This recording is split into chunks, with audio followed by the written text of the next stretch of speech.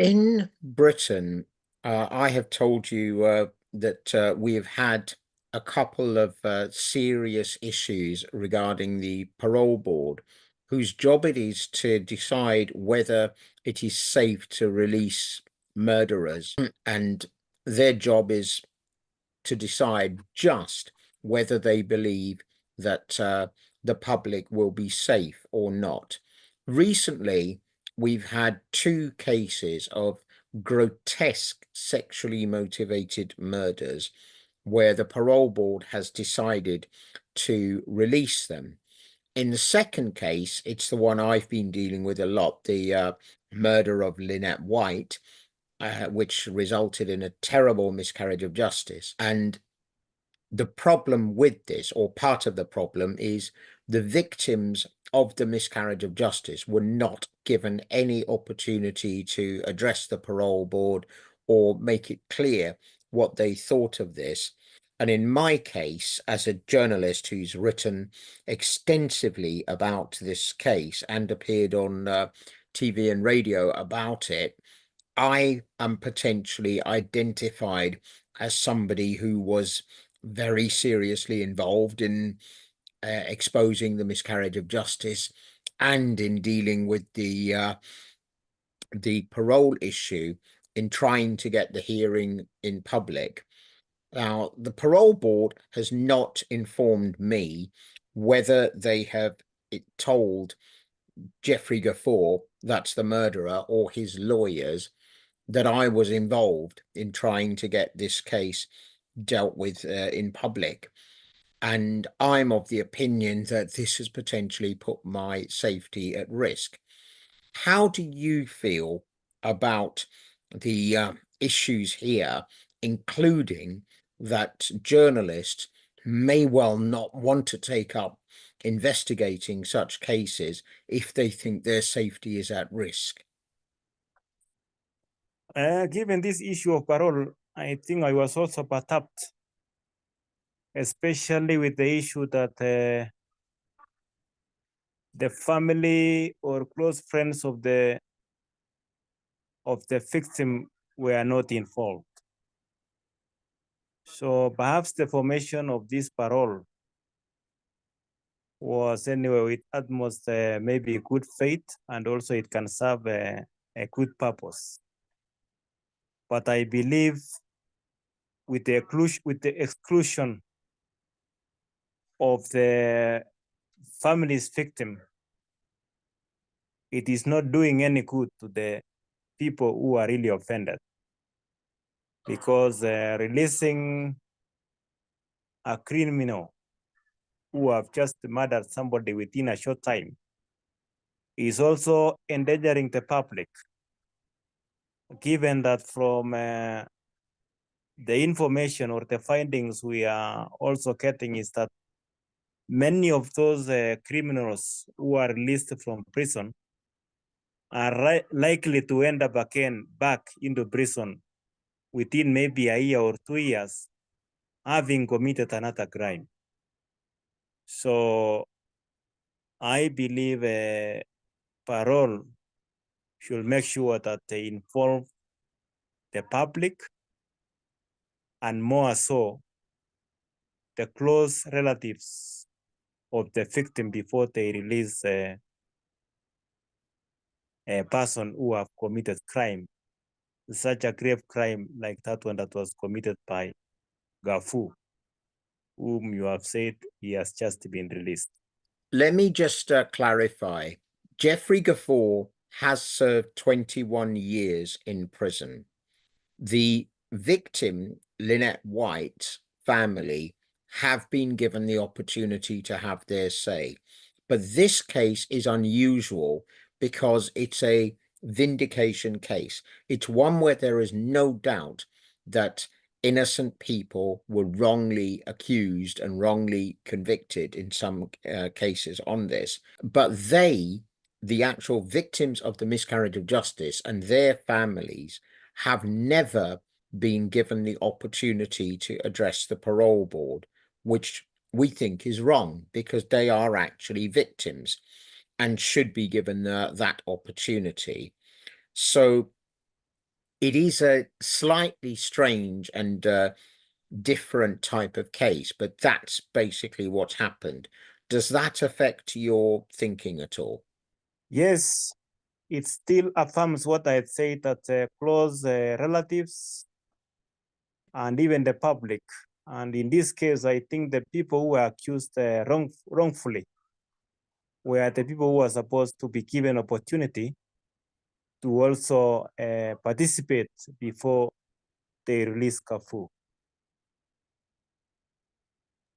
In this particular case, 3 people, myself included, asked the parole board to hold the hearing in public so that the public would know the processes of the parole board and the details of this case and could make its own mind up on what they thought on whether the person should be released or not.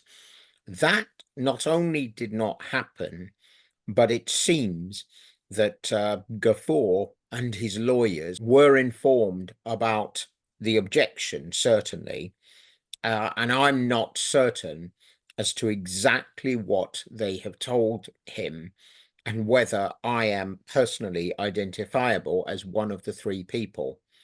I mean, I'm identifying myself now, but that's not the point. The damage may well have already been done. So the issue here is whether it is acceptable to allow a situation where the perpetrator of a very violent crime may well have been informed of the identity or be able to work out the identity of a person who was saying that this situation is simply unacceptable. Yes, I think for the parole board, especially for people who registered objection, they need to be given security in form of maybe privacy so that they cannot be identified by the victim. And later on, maybe the same convicted person can organize to harm the person himself. And I think it was good for the parole board to accept your request and even invite you so that you can discuss together. Because I believe these institutions, when they are formed, they are supposed to serve the public, but it is in the common knowledge that they are not perfect enough. And people like you, especially people who register the objections, can also be given opportunity to share what they think about it, so that not only are we going to serve the victims justice, but also it will work to improve the parole board to make sure that also it becomes better than it is as it is today.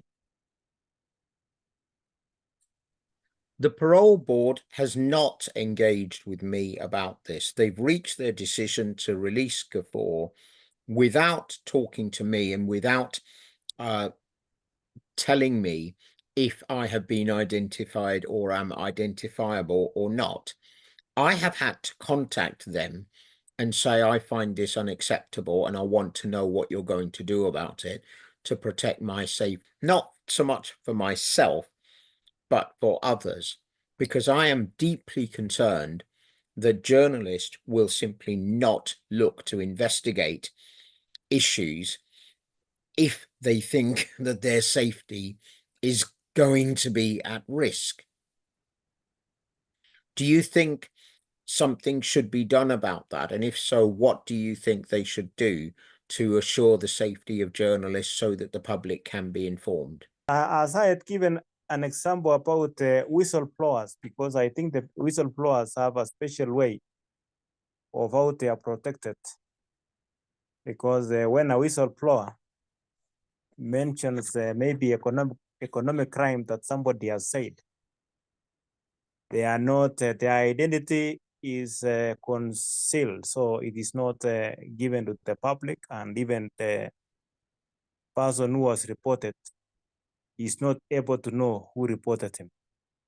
So I believe in your situation, you should also receive the same treatment as the way the whistleblowers receive. So they cannot be identified. And one thing is that Parole should have given you that opportunity to discuss with them. And even if they have not given you that opportunity, I believe it is high time also you sit down during your time and write a letter to them, highlighting how you feel and also pointing out the dangers that you have also seen concerning other people who have registered their protests. You should make an effort to make sure that they get a comprehensive letter from you explaining all those reasons that you think and how you feel about it, so that maybe if they'll be in a position to read, they might act on the letter that you are going to give them, but still persist to have an opportunity to discuss with them. I have already done that. Is there anything else that you would like to add? I think we have already covered many areas concerning parole, but I still repeat that let them understand that the issues you are bringing in is meant maybe to serve justice to the victims and also improve the parole board to be a bit better and serve the community in a better way than it is today. That's all that I can say for now. Simon Biwott, thank you very much.